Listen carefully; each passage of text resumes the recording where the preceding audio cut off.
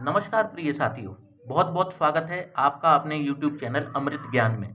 साथियों, आज आपके सामने एक बहुत ही रोचक टॉपिक लेकर के आया हूँ, जिसका नाम है D9 चार्ट, यानी कि नवमांश कुंडली। साथियों, लग्न पत्रिका की ही तरह जैसे लग्न पत्रिका को हम D1 चार्ट कहते हैं, इसी प्रकार से D7 chart, D9 chart, D12 chart, D60 chart, divisional charts होते हैं। और हम जब किसी भाव विशेष का प्रिडिक्शन करते हैं तो हम पर्टिकुलर चार्ट का यूज करते हैं, जिसे हम डिविजनल चार्ट कहते हैं। साथियों, इस वीडियो में हम बात करेंगे D9 चार्ट की, यानी कि नवांश कुंडली की। जब किसी व्यक्ति के वैवाहिक जीवन की गणना करनी हो, कैलकुलेशन करनी हो कि इसका वैवाहिक जीवन कैसा व्यतीत होगा, इसकी मैरिज है फ्रूटफुल होगी या पेनफुल होगी, डाइवोर्स होगा ये या ये हमेशा साथ में रहेंगे, खुशहाल वैवाहिक जीवन को जिएंगे, हम इसको लग्न पत्रिका, क्योंकि लग्न पत्रिका हर प्रेडिक्शन के लिए प्राइमरी है, इसके बिना गणना नहीं हो सकती। और इसको सर्टिफाई करता है ये चार्ट। अगर आप अगर मैरिज के लिए प्रेडिक्शन दे रहे हैं तो D1 चार्ट को सर्टिफाई कौन करेगा? D9 chart.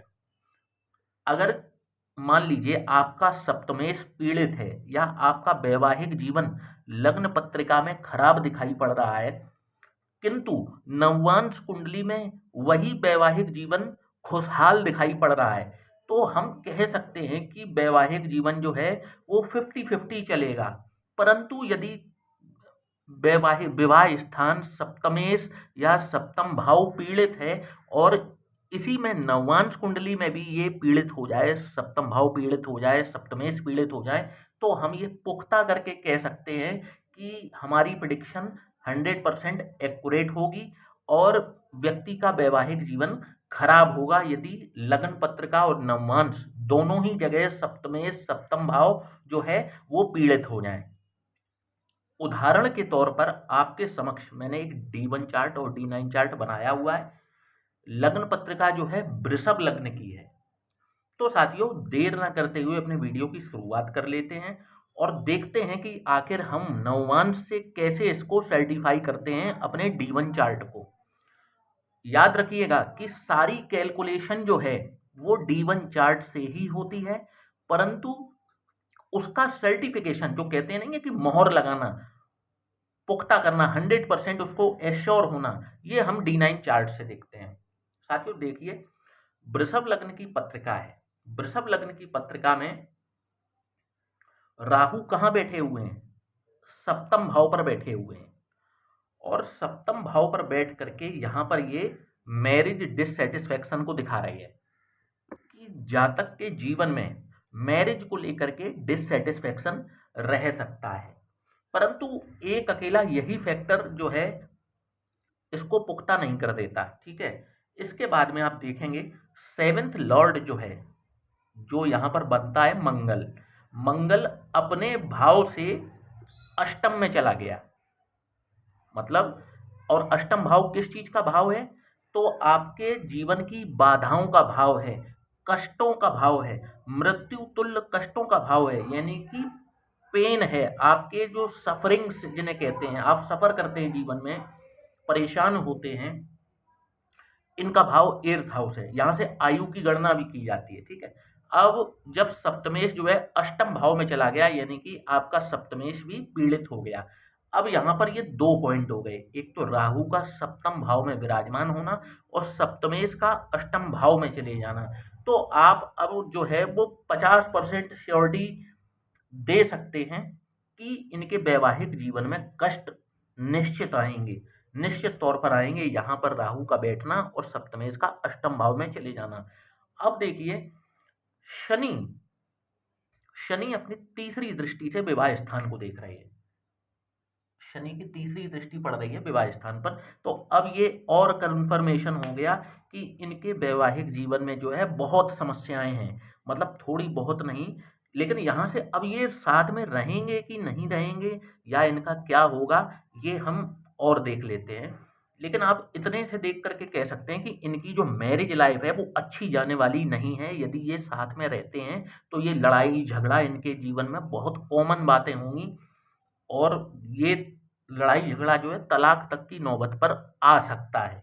परंतु अभी भी श्योरिटी इसमें नहीं कर सकते कि ये तलाक होगा कि नहीं होगा। परंतु इन 3 ग्रहों को देख करके ऐसा लग रहा है कि यहाँ पर दिक्कतें बड़ी हैं, छोटी-मोटी दिक्कतें नहीं हैं।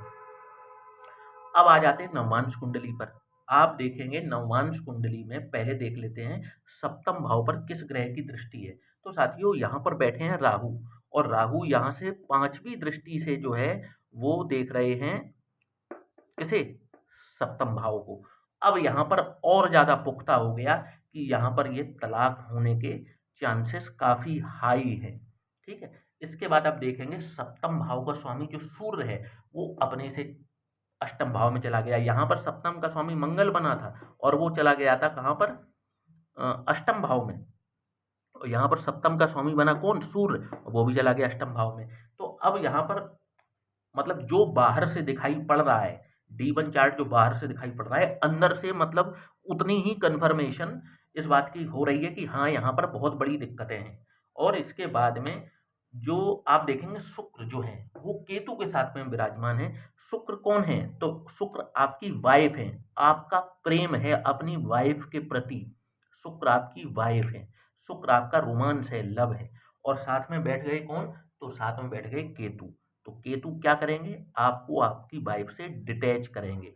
तो यहाँ पर अब आप 100% श्योरिटी दे सकते हैं कि ये वैवाहिक जीवन में बहुत बड़ी समस्याएं हैं और ये वैवाहिक जीवन नहीं चलने वाला। इसमें डाइवोर्स होना लगभग लगभग लगभग क्या बिल्कुल 100% तय है। ये वैवाहिक जीवन जो है नहीं चलने वाला। साथियों अब आपको एक और उदाहरण देते हैं जिससे आपके और ज़्यादा क्लियर होंगी चीज़ें। साथियों अब आपके सामने एक ये दूसरा उदाहरण है जिसमें कि ये वृषभ लग्न की जन्म पत्रिका फिर से है और आप देखेंगे यहाँ पर लग्न में राहु विराजमान है और सप्तम स्थान में केतु विराजमान है। केतु एक डिटैचमेंट का प्लेनेट है। जैसे ही आपने केतु को सप्तम भाव में देखा तो एक बात की आपको कन्फर्मेशन मिलने लगी कि इनकी वैवाहिक वैवाहिक स्थिति जो है वो अच्छी नहीं है और कहीं न कहीं वैवाहिक जीवन में कटुता इनके आ रही है। अब इसके बाद में शनि जो कि पंचम भाव में विराजमान है और पंचम भाव में विराजमान होकर के ये अपनी तीसरी दृष्टि वैवाहिक स्थान पर डाल रहे हैं। जब इनकी वैवाहिक स्थान पर तीसरी दृष्टि पड़ी तो अब हम लोग 50% श्योर हो चुके हैं कि इनके वैवाहिक जीवन में बड़ी समस्याएं चल रही हैं। इनके वैवाहिक जीवन में पेन है, स्ट्रेस है और समस्याएं इनके वैवाहिक जीवन में हैं। लेकिन आप अब ये देखेंगे कि कहीं न कहीं गुरु की नवम दृष्टि जो है वो विवाह स्थान पर पड़ रही है। तो यहाँ पर गुरु की जब भी दृष्टि विवाह स्थान पर पड़ती है, गुरु वैसे तो गुरु को कहते हैं कि कुंडली के सैकड़ों दोषों को ये समाप्त कर देते हैं, उनका शमन कर देते हैं। और गुरु की अमृत दृष्टि जब वैवाहिक स्थान पर पड़ती है तो ये बहुत ही अच्छी शुभ समाचार होता है आपके खुशहाल वैवाहिक जीवन का।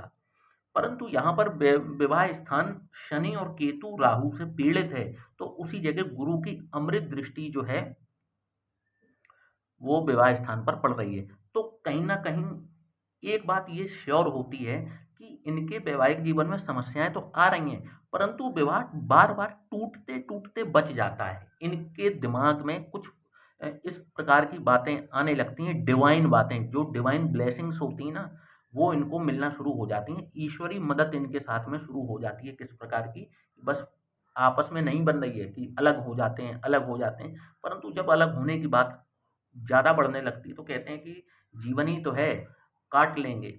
इस प्रकार की सोच इनके दिमाग में आने लगती है और ये गुरु जो हैं यहाँ पर अपनी दृष्टि डाल करके वैवाहिक जीवन की सुरक्षा कर रहे हैं। तो यहाँ से अब हम बहुत ज़्यादा कन्फ्यूज़ हैं कि आखिर इसमें होगा क्या?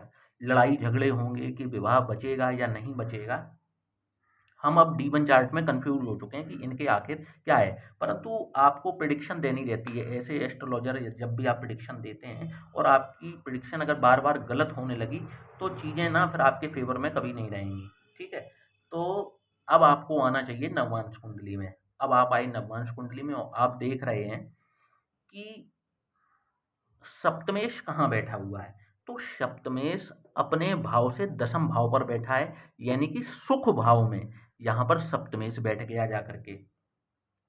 ठीक है, तो एक ये शुभ सूचना है, सप्तमेश पीड़ित नहीं है। परंतु यहाँ पर आप देखेंगे कि ये सुख भाव जो है दो पाप ग्रहों ने घेर लिया है और सप्तमेश यहाँ पर बैठा।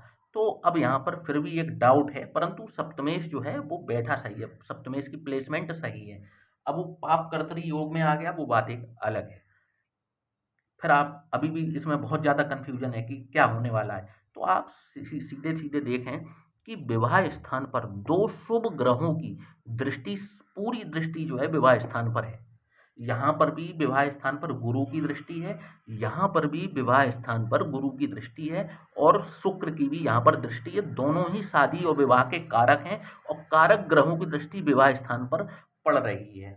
तो अब हम बिल्कुल श्योर हो चुके हैं कि इनका तलाक तो नहीं होने वाला, इनका डाइवोर्स तो नहीं होने वाला, किसी कीमत पर नहीं होगा इनका डाइवोर्स। परंतु ये हो सकता है कि इनके वैवाहिक जीवन में जो कटुता आ रही हो, उस कारण से इनके लड़ाई झगड़े चलते रहें। तो वो आजकल बहुत कॉमन चीज़ें हैं, लगभग सभी शादियों में ऐसा होता है।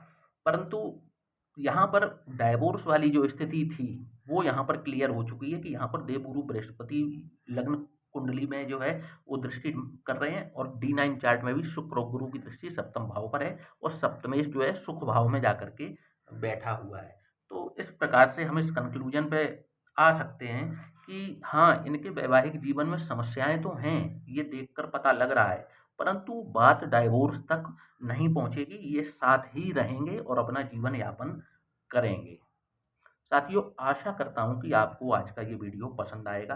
वीडियो को लाइक और चैनल को सब्सक्राइब करना ना भूलिएगा और यदि आप भी किसी इसी प्रकार की समस्याओं से जूझ रहे हैं तो नीचे दिए हुए इस व्हाट्सएप नंबर पर आप हमसे संपर्क कर सकते हैं, कुंडली का विश्लेषण करवा सकते हैं। यदि आप अभी अविवाहित हैं और अपनी कुंडली का मिलान कराना चाहते हैं तो आप हमसे संपर्क कर सकते हैं। जय श्री राम।